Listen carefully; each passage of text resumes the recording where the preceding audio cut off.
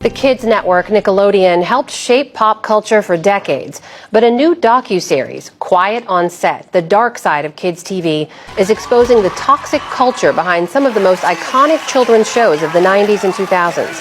As young viewers...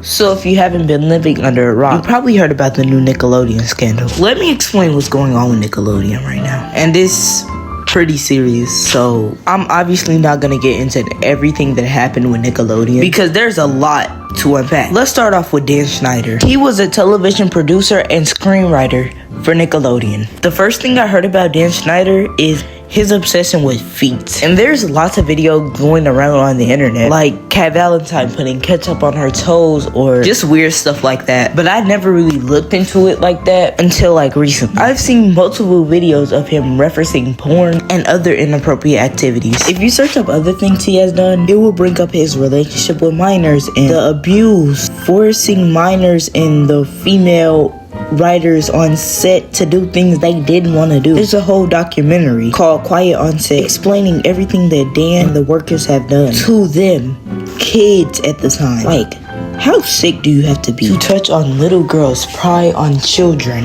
And Quiet on Set is available on all these streaming services. And also, there's more about a girl named Amanda Bynes. There's proof that this little girl was posting about the abuse with Dan Schneider. Only 13 years old. That man needs to be in jail. There's also something about him getting her pregnant, which is bizarre to me.